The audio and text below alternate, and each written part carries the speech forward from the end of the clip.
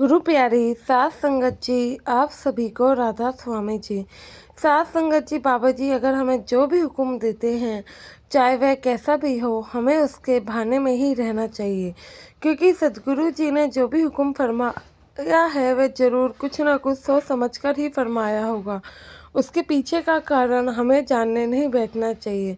पर कई बार ऐसा होता है कि बाबा जी के हुक्म की हम पालना नहीं करते हैं और कहते हैं कि भाई ऐसा काम कौन ही करेगा, जैसे कि सेवादार भाई ने कहा। लेकिन जब इसे हकीकत का पता लगा तो इसकी आंखों में से भी आंसू आ गए। साथ संगत जी, आपने संगत के अपने इस चैनल को सब्सक्राइब नहीं किया है तो ज़रूर कर लीजिए। तो साथ संगत जी, यह घटना एक बहुत ही हरीशपति अमीर सेवादार की है, जो कि एक बार डेरे में सेवा कर रहा था। डेरे में पेड़ों के पास सेवा चल रही थी। यह भाई भी सभी सेवादारों के साथ मगन होके अपना वहाँ पर सेवा कर रहा था। अचानक से सात संगत जी, वहाँ से बाबा जी की गाड़ी गुजरती है। बाबा जी सेवा देख रहे होते हैं कि सेवा चल रही है, तो सेवादार से कह के बाबा जी गाड़ी को रुकवा देते हैं। जब गाड़ी सेवादार से कह के रुकवाई जाती है तो बाबा जी गाड़ी से बाहर निकलते हैं। गाड़ी से बाहर निकल के बाबा जी एक सेवादार को इशारा करके अपने पास बुलाते हैं। वह सेवादार भाई और कोई भी नहीं, यह रहीसपति ही था। जब यह बाबा जी के पास आता है, हाथ जोड़ता है, राधा स्वामी कहता है कि जो हुक्म मेरे मालिक। तो बाबा जी कहते हैं कि बेटा तुम यहाँ कौन सी सेवा कर रहे हो। तो वह सेवादार भाई बताता है कि बाबा जी यहाँ तो मिट्टी और घास की सेवा चल रही है। तो बाबा जी कहते हैं कि बेटा ये सेवा छोड़कर आज तुम अपना वहाँ उस वाले बाथरूम में जाकर पूरे दिन सेवा करोगे। तुम्हारी सेवा यही है। जब वह बाबा जी के मुँह से ये सुनता है तो कुछ बोलने वाला ही होता है कि बाबा जी इतने में उसके कंधे पे हाथ रख देते हैं। बाबा जी के कहे अनुसार वह उसी बाथरूम में सेवा के लिए पहुंच जाता है और वहाँ पे बाथरूम की सेवा करने लगता है। जब वहाँ बाथरूम की सेवा कर रहा होता है तो काफ़ी मन ही मन बड़बड़ाता है, काफ़ी गुस्सा कर रहा होता है, क्योंकि उसके मन में इस चीज़ का घमंड था कि वह इतना अमीर है और इतना अमीर होके वह भला ऐसी सेवा कैसे कर सकता है। वह गुस्सा तो बहुत था लेकिन बाबा जी का हुक्म भी मान रहा था और मन में बड़बड़ा ही जा रहा था कि बाबा जी ऐसे कैसे मुझे सेवा दे सकते हैं, मैं तो कल से सेवा पर आऊँगा ही नहीं, क्योंकि बाबा जी ने मेरा स्टैंडर्ड नहीं देखा और मुझे ऐसी गंदी सी सेवा थमा दी। वह यही सब मतलब कि बोले जा रहा था और शाम को वह जब सेवा ख़त्म करता है तो बिना अपने साथी सेवादारों से मिले ही चुपचाप गाड़ी में बैठकर अपने घर रवाना हो जाता है। जब अपने घर रवाना होता है तो मूड तो उसका बहुत ख़राब ही था।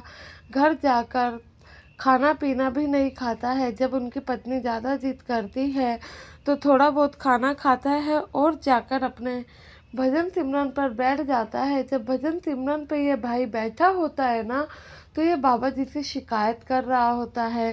कहता है कि बाबा जी आप ऐसा कैसे कर सकते हो, ऐसी कैसी सेवा आप हमें दे सकते हो।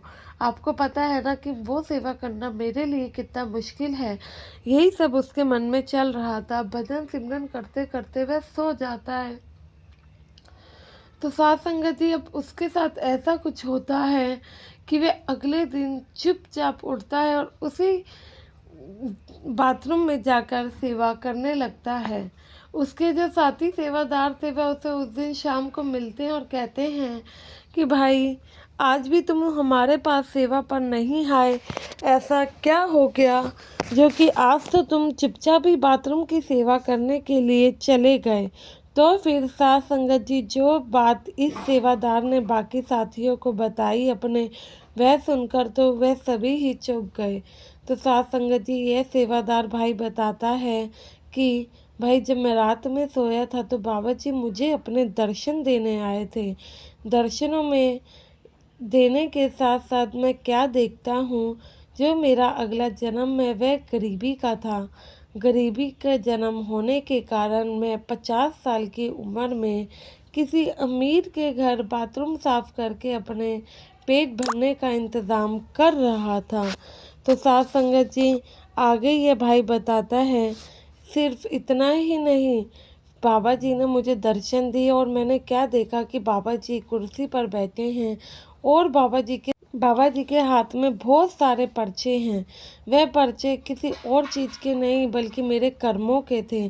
बाबा जी उन पर्चों को एक एक करके आग में जलाए जा रहे थे और बाबा जी ने इस जन्म में मुझसे जो बाथरूम की सेवा कराई वह मुझे अगले जन्म में कष्ट भोगने से बचा लिया। तो वह बताता है कि बाबा जी ने मेरे सारे बुरे कर्मों के कागज़ उसी आग में जला दिए। इसलिए हमें सेवा का फल क्या मिलता है क्या नहीं, इस चीज़ की कभी भी नहीं सोचना चाहिए। निष्कर्म होके हमें अपनी सेवा करना चाहिए। सद्गुरु कौन से रूप में आके कौन से कर्म कटवा दे यह तो हम खुद भी नहीं जानते। आगे वह सेवादार भाई बताता है कि भाई अगले जन्म में ऐसी उम्र में ऐसी अवस्था में किसी के घर बाथरूम साफ करने से अच्छा तो मैं अपने सद्गुरु के बहाने में ही रह लूँ। मेरे सद्गुरु जो भी हमारे लिए सोचेंगे वह भला ही होगा। तो यह सुनकर बाकी सेवादार भाई भी चौंक जाते हैं और कहते हैं कि बात तो तुम बिल्कुल ही सही कह रहे हो। बाबा जी का कहा कैसे गलत हो सकता है। बाबा जी जो हुक्म देते हैं वह सोच समझ कर ही देते हैं। सेवा करने का क्या हमें फल मिलता है यह हम नहीं समझ पाते हैं और उसके बदले हमारे कौन से कर्म कट जाते हैं यह चीज़ भी हम अगर जान लें तो सेवा से हम लोग कभी पीछे भागेंगे ही नहीं। तो साथ संगत जी यह जो आपने साखी सुनी यह बिल्कुल ही सही चीज़ है और सच्ची घटना है। अक्सर संगत अपने जो कि उनके साथ बीतती है वह बताती है कि वह जब डेरे या फिर नियर बाय सत्संग घर जाती हैं सेवा करते हैं तो क्या क्या लीलाएं उनके सामने आती हैं, क्या क्या उनके साथ ऐसी घटनाएं होती हैं जो कि संगत नहीं सोच पाती है। लेकिन हमें कभी भी इस भाव से आप लोगों को सेवा या सत्संग सिमरन नहीं करना है कि आपको भी बदले में कुछ मिलेगा। मालिक जो देगा वह अपनी मर्जी से देगा क्योंकि उसे पता है कब किसके लिए क्या करना है। तो जो चीज़ हम मांगते हैं ज़रूरी नहीं है वह हमें मालिक उस समय दे दे क्योंकि हो सकता है कि वह चीज़ हमारे लिए उस समय पे सही ना ही हो और इस जो कि हमें नहीं मिल रहा है हो सकता है ये कर्म हमारे किसी न किसी चीज़ में कट रहे हों। अगर हमें थोड़ी सी भी चोट लगती है तो समझ जाना चाहिए कि बाबा जी ने कोई ना कोई बुरे कर्म कटवा दिए हैं जो हमारे साथ ऐसी घटना घटित हुई है। तो साथ संगत जी अब आपसे समय विदा लेने का है। आशा है ये साखी आपको पसंद आई होगी। वीडियो अच्छी लगी है तो लाइक और कमेंट में राधा स्वामी लिखना ना भूले जी। गुरु प्यारी साथ संगत जी आप सभी को राधा स्वामी जी।